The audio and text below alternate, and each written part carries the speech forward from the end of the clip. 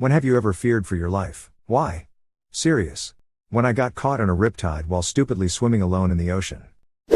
I wrote about this in another post, but I lived with my abusive ex for about a year because I ran away from my dad's side of the family, which was also abusive sexually. When I went to live with my mom, she said the apartment was too small for the both of us and that I should stay with my boyfriend in public housing because she wasn't used to dealing with me as an adult. The last time I lived with her I was 7 years old. My ex's anger definitely went up several levels during our relationship. It started by him pushing me when he was upset. Then he would be upset at his mother and throw glass and yell. We had one scary situation where he actually lifted the stove from the hinges because he was so upset at his mother for asking him to clean. One day I came back to his house and I noticed his apartment door was still open. His mother was crying, and as I peeked through the door I saw him standing there with a large knife close to her neck. I immediately pushed him and asked him what his issue was and told him it was nuts to be that upset. He looked me straight in the eyes and said, "Oh, you want to be involved? I'll make sure you're involved today." He chased me to his bedroom. I locked the doors. He knocked it down and proceeded to punch me like a boxer. At some point I dropped, and thankfully when I woke the phone had dropped close to me and I was able to call 911.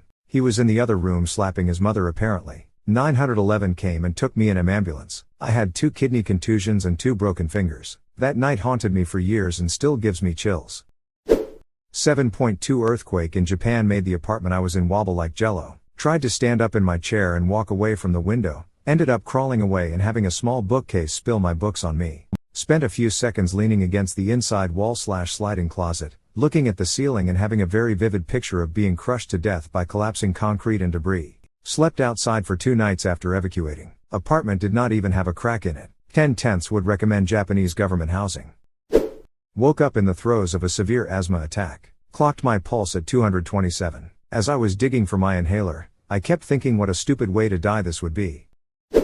Epidural went up instead of down for my C-section. First I tasted something gross in my mouth. Then I couldn't breathe properly and told the doctor. But he didn't believe me. Just told me to breathe deeply. Then I fell asleep. So I obviously coded for a while after that bullshit. I was so scared while everything was going numb. And I mean numb. Ex was driving and a moose walked out in front of the car. My mom was hospitalized with cancer when I was in college, so for a while I had to live with just my stepdad. Over time, I slowly realized that he was watching me, standing outside the bathroom while I showered, looking through the hole in my broken bedroom door, a ladder next to the bathroom window, his shadow in the window at night. I was so stressed from my mom's cancer and his actions I developed a lot of paranoia. I was so scared he was going to rape and kill me. I hid a knife under my pillow and a croquet mallet next to my bed. I eventually told my grandparents and went to live with them, but they decided I couldn't tell my mom or tell anyone. He never touched me. I didn't have any proof that he'd watched me change. It's just something I had to live with. I haven't really had anything to do with him since mom died, but every time I see him in town I hide or leave. I'm still terrified of him. I was rafting. Our supplies and cooler were tied down. The cooler got dislodged on a rock when we capsized and my left leg got tangled up in the rope. I was being drugged down by the weight of the now water-filled cooler, which was also tangled in a submerged tree. Nobody could swim the current to me. I luckily had a knife on my hip and had to submerge myself under to cut the rope. We were hungry that night, but I was lucky as hell to be alive. I used to work security at a hospital. About 2 a.m., walking around with my partner trying to stay awake, we see a man in the fairly dark parking lot at the back of the hospital. As we get closer we notice that he is holding a large knife, chef's knife, that is covered with blood. He starts to move towards us, knife in hand. We both start backing up and yell at him to drop the knife. The moments between us noticing the knife and yelling at him was the closest I've come to fearing for my life. Right before we radioed for the police, he stopped moving towards us, and slowly put down the knife. As we approached we noticed that the blood was from self-harm. We applied pressure to the wounds and brought him into the emergency department. There were many holy shit moments in that job, but that was the only time I feared for my life, if only for a few seconds. I went to Florida for my friend's birthday about a month ago, which just so happened to fall on spring break. We witnessed a shooting while at a bar and had to duck and then evacuate. It was my first time ever hearing an actual gunshot. Still remember all the people screaming and running. Wasn't the only time or most frightening time, but the most memorable was when I was a teenager and got pinned to a wall by an extremely agitated cow. She'd knocked her water bucket apart and I was replacing it and she charged me. I just happened to fit exactly in between the horns. I do mean exactly. I had matching bruises on each side like I'd been hit twice with a length of pipe. She hit hard enough to drive her points a couple inches into the wall and stick. I've been in car accidents, fallen off things, been in fights and even had a young tree fall on me. None of that compares. Felt like being caught by a huge wave. Anyway, I bonked her as hard as I could on the forehead and bolted out the door when she pulled her head back. The whole thing took maybe 2 seconds tops. Best part? My parents were right outside. They thought I'd just been killed. The wall was solid for the first 4 feet, then 2 inches gaps between 2x8 boards for the rest. They saw the whole thing but couldn't see me below my shoulders. Just the charge, the catch, and the wall crack from the impact and the horns pushing through. Rocket attack in Iraq. I just remember thinking I don't want to die like this as debris rained down on my room's roof. Utter feeling of impotence. It was easier getting shot at. I was 24 and stupid and slept with my roommate. She started treating me like shit and gaslighting me, so I told her ex that she was sleeping around while they were trying to get back together. When the roommate found out, she jumped me in my room and started choking me. I smashed a lamp over her head, but it didn't faze her. She then got off me and went downstairs. I went to the bathroom to check my face because I was bleeding. Before I got to the bathroom, I saw her coming up the stairs with a big knife. I was like oh shit and ran back to my room and tried to close the door, but she got her arm in there. I'm trying to close the door on her arm and she started smacking on the head with the knife saying don't you fucking call the cops. I was like fine, just don't kill me. She pulled her arm out. I closed the door and locked it. She grabbed my phone and went to her mother's house. She was very mentally and emotionally abusive. So emo, she had it coming. But yeah, that shit got fucked real fast. Me and a group of friends were threatened by a group of lads with knives when we were younger, so that was interesting. Wrestling with a guy who just shot a clerk with his Tech 9. As teens, 14-15, friends and myself had a random creepy dude walk up on us, at my neighbor's house, while having a sleepover. Her driveway was super long, and we lived in the middle of nowhere. The day my uncle attacked my mom, and then later that night, came to my parents' house, with the intent of killing everyone that left the home. He did succeed in taking my brother from us. Then we all had to be under police protection at my mom's hospital room, until they found my uncle. When my lung collapsed the first time, spontaneous pneumothorax, and I staggered over from the pool I just closed down while working as a lifeguard to the manager's office to collapse on his couch and ask him to call 911. I remember my vision going black around the edges as I walked the couple hundred feet or so as the pain stabbed into my chest and neck like a knife. Never felt such pain before or since. Got hauled off in my first and only, so far, ambulance ride. It happened 4 more times after that, and hasn't happened for about 12 years now, so I got pretty used to it eventually. To the point where I walked into an urgent care and told them my lung collapsed yesterday and sleeping it off didn't work. The doc didn't believe me, and then apologized for not believing me after seeing the x-ray. He said I needed to go to the ER right away. I stopped to get Wendy's on the way and then finally got the chest tube and multi-day inpatient stay I'd been trying to avoid. That was the last, and hopefully final, time. Years and years ago went on a 911 call for an overdose. Arrived on scene to an open door. 0 PD response because they had no available units. So we looked in and saw a young male not breathing on a couch with his sharp literally on the floor next to him. Takes us seconds to confirm basically it's a heroin odd. We start to breath for him essentially, and at that time as imps we weren't allowed to carry Narcan. So as my partner comes in with gurney to move this guy over, his roommate runs in with a pistol and just is yelling and screaming that they didn't do drugs and that he'll fucking kill us if we say he did or tell anyone that he did. So we're basically shitting ourselves at this point. Thankfully a PD unit had cleared their other call and made their way over, just as we were getting on scene, and we just didn't know, because they arrived and got this guy's attention and ended up shooting him when he pointed the gun their way. We ended up pronouncing the guy who pulled the gun on scene, and the original odd patient we transported, and he ended up being fine. Scary shit. Made me completely rethink how I ran calls from then on out. I have a more lighthearted one. I heard strange noises from my basement and though someone broke in. My heart was racing and I didn't know what to do. I kept listening down the stairs at the noise and decided it wasn't human. Turns out a woodpecker came down the flue and out the access hatch and was flying around. I managed to shoo him out the door and breathed a sigh of relief.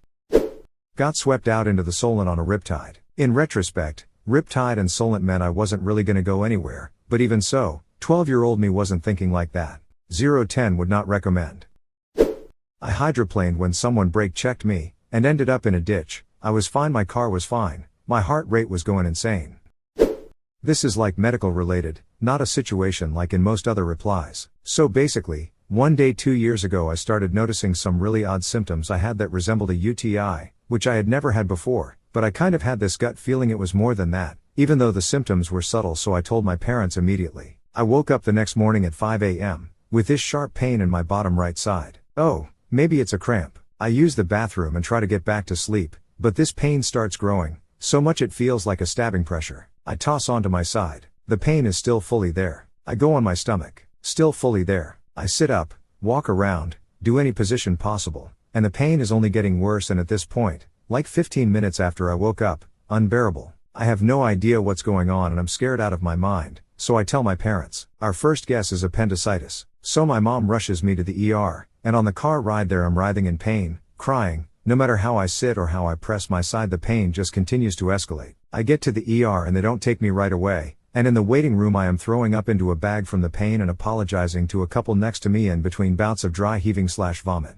I'm finally taken in, and they take me to get an ultrasound like 10 minutes later, but I can't stay still when the technician is taking it because of the pain. I eventually stop even attempting to cooperate and demand pain medicine, and when it's put into my I took like 10 minutes to lay there and breathe and feel better. It felt so nice to not be in extreme pain. Anyways, I had a kidney stone. A tiny little kidney stone made me think I was dying and was genuinely the most painful thing I've experienced in my life. I remember asking my mom on the car ride over if I was dying, because we had no idea what it was and why it was only getting worse. It's a genetic thing for me, but if you're reading this, drink water.